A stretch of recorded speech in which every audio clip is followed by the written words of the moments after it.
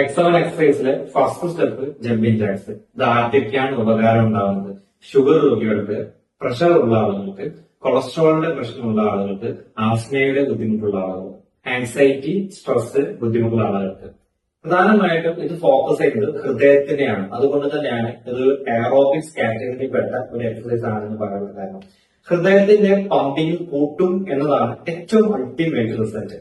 ഇത് വരുന്ന എവിടുന്ന നോർ എപ്പിനെഫ്രിൻ, എപ്പിനെഫ്രിൻ എന്ന് പറയുന്ന ഹോർമോണുകൾ നമ്മുടെ തലച്ചോറിലുള്ള അല്ലെങ്കിൽ മെഡുല എന്ന് പറയുന്ന ഭാഗത്ത് റിലീസ് ആയി കഴിഞ്ഞാൽ ഹൃദയമിടിപ്പ് കൂടും. ഹൃദയമിടിപ്പ് കൂടുക എന്ന് പറയുമ്പോൾ ഹൃദയത്തിന്റെ ഉള്ളിൽ ഉൾക്കൊള്ളുന്ന രക്തത്തിന്റെ അളവും കൂടും. അതായത് വരുന്ന രക്തവും കൂടും, പുറത്തോട്ട് പോകുന്ന രക്തവും കൂടും. വരുന്ന രക്തം എവിടുന്ന ശ്വാസകോശത്തിൽ നിന്നാണ് രക്തം വരുന്നത്. അതുകൊണ്ട് തന്നെ ശ്വാസകോശത്തിലേക്ക് രക്തഅളവ് കൂടും. അപ്പൊ കൂടുതൽ രക്തം ശ്വാസകോശത്തിന്റെ ഭാഗത്തേക്ക് വന്നു കഴിഞ്ഞാൽ ഇവർ ശ്വസിക്കുന്ന ഓക്സിജൻ മതിയാകാതെ വരും. അങ്ങനെ റെസ്പിറേഷൻ റേറ്റ് കൂടും. കൂടുതലായിട്ട് ശ്വസിക്കേണ്ടതായിട്ട് വരും. കൂടുതൽ ബ്രീത്തിങ് എടുക്കേണ്ടതായിട്ട് വരും. ഇത് കാരണമായിട്ട് നല്ല വണ്ണം ഓക്സിജൻ ഉള്ളിലേക്ക് കയറുകയും ചെയ്യും. പോകുന്ന രക്തത്തിൽ നല്ല രീതിയിലേക്കുള്ള ഓക്സിജൻ മിക്സ് ആവുകയും ചെയ്യും. ഈ മിക്സ് ആയ ഓക്സിജൻ ഹൃദയത്തിലെത്തി ഹൃദയത്തിൽ നിന്ന് പമ്പ് ചെയ്ത് ശരീരത്തിന്റെ എല്ലാ ഭാഗത്തേക്കും പോവുകയാണ്. അവിടെയാണ് ഓരോരോ ആളുകൾക്ക് എത്രത്തെ ബെനിഫിറ്റ് ഉണ്ട് എന്നുള്ളത്. അപ്പൊ ഇത് രക്തത്തിന്റെ ഫ്രഷ് ആയിട്ടുള്ള എനർജറ്റിക് ആയിട്ടുള്ള അടിപൊളിയായിട്ടുള്ള രക്തമാണ് ഹൃദയത്തിൽ നിന്നും പുറത്തോട്ട് വരുന്നത്. ഈ വരുന്ന രക്തം പോകുന്ന ഭാഗങ്ങളെല്ലാം തന്നെ എന്തുണ്ടായിരിക്കും? നമ്മുടെ കോശങ്ങളുണ്ടായിരിക്കും. ഈ കോശങ്ങളൊക്കെ ഉണർവ് എത്തിയിട്ടുണ്ടായിരിക്കില്ല. പക്ഷെ ഇത്രയും എനർജറ്റിക് ആയിട്ടുള്ള അടിപൊളിയായിട്ടുള്ള രക്തം എത്തുന്നതോട് കൂടിയിട്ട് കോശങ്ങളെല്ലാം തന്നെ ഉണർന്ന് പ്രവർത്തിക്കും.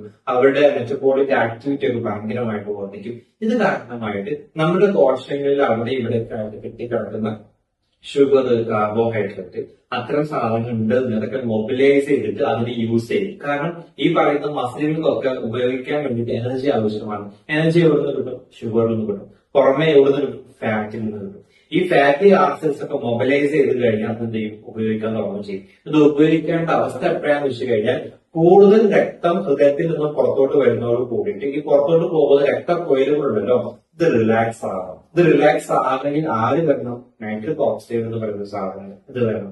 ഇത് വന്നു കഴിഞ്ഞാൽ മസിൽസ് റിലാക്സ് ആകും. ഈ മസിൽ റിലാക്സ് ആകാനും ചുരുങ്ങാനും എന്ത് വേണം? എനർജി വേണം. ഈ എനർജി നമുക്ക് എവിടെ കിട്ടുമെന്ന് പറഞ്ഞത് ഷുഗറും അതുപോലെ തന്നെ കാർബോഹൈഡ്രേറ്റ് പോലത്തെ അല്ലെങ്കിൽ ഫാറ്റി ആസിഡൊക്കെ കിട്ടും. അപ്പൊ ഈ ഫാറ്റി ആസിഡ്സും ഷുഗറൊക്കെ യൂസ് ചെയ്യും, ഉപയോഗിക്കുമ്പോൾ എന്തായി? ഇവരുടെ ഷുഗറിന്റെ അളവ് കുറയും, പ്ലസ് കൊളസ്ട്രോളിന്റെ അളവ് കുറയും. പോയിന്റ് നമ്പർ കിട്ടി. ഷുഗർ രോഗികൾക്ക് ഇത് ബെനിഫിറ്റ് എങ്ങനെ ആകുന്നുള്ളതാണ്. അതുപോലെ തന്നെ കൊളസ്ട്രോൾ ഉള്ള ആളുകൾ ബെനിഫിറ്റ് ആകുക എന്നുള്ളതാണ്. ഇനി തൊട്ട് മുന്നേ ഞാൻ പറഞ്ഞ നൈട്രിക് ഓക്സൈഡ് റിലീസ് ആകുന്നതുകൊണ്ട് തന്നെ നമ്മുടെ രക്തക്കുഴലുകൾ വികസിക്കും, ചുരുങ്ങും. ഈ വികസനത്തിന്റെ ഫലമായിട്ട് നേരിയ തോതിൽ പ്രഷറിൽ മാറ്റം ഉണ്ടാകുന്ന ആളുകളുടെ പ്രഷർ നോർമലാവും, പ്രശ്നങ്ങളൊന്നും ഉണ്ടാവില്ല. ഈ വികസനത്തിന്റെയും ചുരുക്കത്തിന്റെയും എഫക്റ്റ് ആയിട്ട് തന്നെ നല്ല രക്തം മുകളിലോട്ട് കയറും. കാരണം താഴോട്ട് രക്തം പോകാൻ വികസിക്കുകയും ചുരുങ്ങേണ്ട ആവശ്യമില്ല. പക്ഷെ ഹൃദയത്തിൽ നിന്നും മുകളിലേക്ക് രക്തം പോകാന്നെങ്കിൽ ഈ വികസനവും ചുരുക്കവും നല്ല രീതിയിലേക്ക് നടക്കണം. ഇത് നടക്കുന്നത് കാരണമായിട്ട് തലച്ചോറിലേക്ക് നല്ല രക്തം എത്തും. ഇത് എത്തിക്കഴിഞ്ഞാൽ നമ്മുടെ ലിംബിക് സിസ്റ്റം, നമ്മുടെ പ്രീഫ്രണ്ടൽ കോർട്ടക്സ് എന്ന് പറയുന്ന ഫ്രണ്ട് ഭാഗം, ഈ ഭാഗത്തിനൊക്കെ എന്തെത്തും? വൃത്തിയുള്ള സൂപ്പർ ആയിട്ടുള്ള അടിപൊളിയായിട്ടുള്ള രക്തമാണ് വളർത്തുന്നത്. ഇത് കാരണമായിട്ട് നിങ്ങളുടെ ചിന്താഗതികളും നിങ്ങളുടെ തീരുമാനങ്ങൾ എന്തെല്ലാം അതുകൊണ്ട് തന്നെ ആൻസൈറ്റി, സ്ട്രെസ് പോലത്തെ ബുദ്ധിമുട്ടുണ്ടായിരിക്കില്ല. എവിടെ ആൻസൈറ്റി, സ്ട്രെസ് മാറ്റി. ഇനി ആസ്മ രോഗികളുടെ എങ്ങനെയാണ് ഉണ്ടാകുന്നത്? ഈ ശ്വാസകോശത്തിൽ ഓക്സിജന്റെ അളവ് ആവശ്യത്തിലധികം കൂടുതലായിട്ടും ആവശ്യമായിട്ട് വരുന്നതായിരിക്കും. അതുകൊണ്ട് കൂടുതൽ ബ്രീത്തിങ് കിട്ടണം. അപ്പൊ അവര് മാക്സിമം ബ്രീത്തിങ് കിട്ടും, മാക്സിമം ബ്രീത്ത് ഔട്ട് ചെയ്യും. ഇത് മാക്സിമം ചെയ്യുന്നതുകൊണ്ട് തന്നെ അവരുടെ ശ്വാസകോശം ഭയങ്കരമായിട്ട് വികസിക്കും. കൂടുതൽ വായുവിനെ ഉൾക്കൊള്ളാൻ പറ്റുന്ന രീതിയിലേക്കുള്ള ഹെൽത്തി ആയിട്ടുള്ള കോശങ്ങളായിട്ട് മാറും ശ്വാസകോശത്തിൽ. അതുകൊണ്ട് തന്നെ ഇവരുടെ ശ്വാസകോശം ഭയങ്കരമായിട്ടുള്ള എഫക്ട് ഉണ്ടാവും. അതുകൊണ്ട് തന്നെ ആസ്മ രോഗികളും ഇത് ഭയങ്കരമായിരിക്കും. സോ ഇത്തരം കാര്യങ്ങളാണ് ആക്ച്വലി ജമ്പിങ് ജാക്സ് എന്ന് പറയുന്ന ഒരു വ്യായാമം നിങ്ങൾ ചെയ്തുകൊണ്ട് പോയിട്ട് നിങ്ങൾക്ക് ലഭിക്കുന്നത്. ഈ ഒരു കാര്യം, ഈ പറഞ്ഞ കാര്യങ്ങളെല്ലാം നിങ്ങൾ ശ്രദ്ധിച്ചുകൊണ്ടാണ് നിങ്ങളുടെ മൈൻഡിലേക്ക് എത്തുന്നുണ്ട് നിങ്ങൾ ജമ്പിങ് ജാക്സ് ചെയ്യുക എന്നുണ്ടെങ്കിൽ നിങ്ങൾക്ക് കിട്ടുന്ന ബെനിഫിറ്റിന്റെ 4 മടങ്ങെങ്കിലും മിനിമം നിങ്ങൾ ഗുണം കിട്ടും. ഓക്കെ, ഇനി ജമ്പിങ് ജാക്സ് ചെയ്യുന്ന സമയത്ത് എന്തൊക്കെ കാര്യങ്ങൾ ശ്രദ്ധിക്കണം?